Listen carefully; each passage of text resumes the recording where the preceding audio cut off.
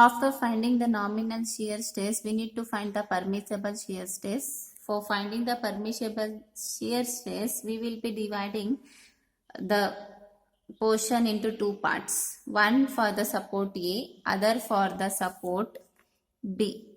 So now let us start with the support A. For support A, that is for the first portion of bending moment. This portion we need to consider first. So for this portion, whatever the values of the reinforcement details that you have provided, that you need to note down. See, before you noting down the values, for finding the permissible shear stress, the permissible shear stress will be found out only if you know the percentage steel. Permissible shear stress will be depending on the percentage of steel which is provided for that particular portion. Now, for finding the percentage of steel, the formula is PT is equal to 100 AST provided divided by B into DF. Now, here AST provided is the provided AST for that particular portion divided by capital B represent the width of the footing, whereas DF represent the thickness of the footing. For finding the value of PT, you should know the values of AST provided B and DF first. Now, the AST provided for the first portion, that is for first sacking portion, has to be noted down. You need to note down the values of that particular portion first. See, for the portion A, that is for MA portion, you have adopted or you have provided 12 mm of dia bar at a spacing of 250 mm center to center. The same thing you need to note down here. The dia of the bar is 12 mm. The spacing what you have adopted is 250 mm, whereas B represent the width of the footing which is 2000 mm. Now, you first find out the AST provided. For finding AST provided, the formula is small AST divided by SV into B. Again, you replace this small AST with the formula pi d square by 4 divided by SV into B. You substitute the value of the phi, B and SV in the next step. The value of phi is 12, SV is 250 and B is 2000.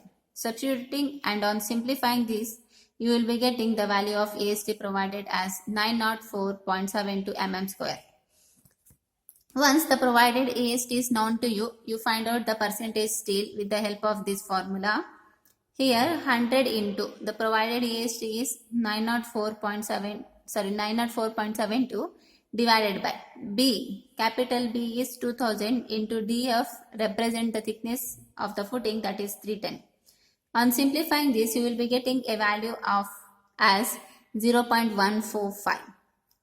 You round it off to the next decimal digit as 0.15%. As we are finding the percentage steel, this decimal is expressed in terms of percentage.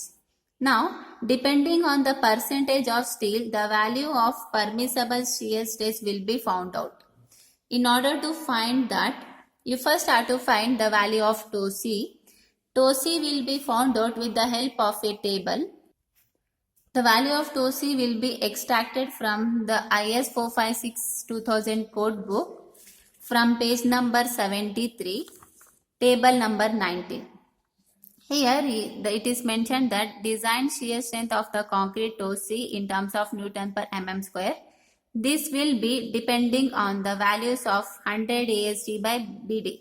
Here 100 AST by BD represent the percentage steel. All these values, vertical values, represent the percentage steel values, whereas the horizontal values represent the values of tau C for different grade of concrete.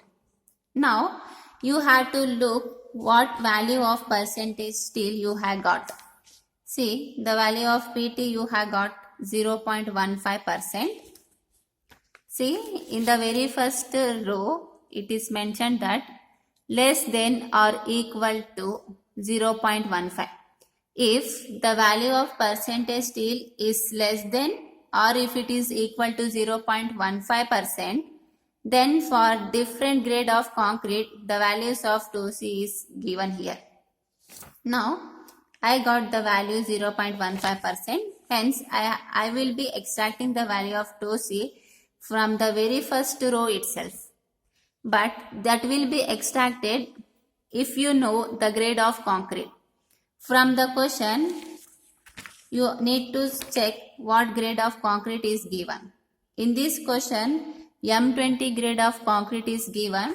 Hence, you need to adopt the value of tau c for M20 for a percentage steel of 0.15. For 0.15 steel percent for M20 grade concrete, the value of tau c is 0.28. You will directly get the value of tau c from the table number 19 itself. Table number 19 from page number 73 of IS 456-2000. Now, the value what we have adopted is tau c is equal to 0.28 Newton per mm square.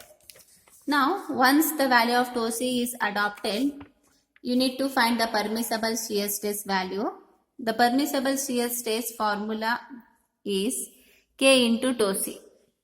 Now, again you need to adopt the value of K.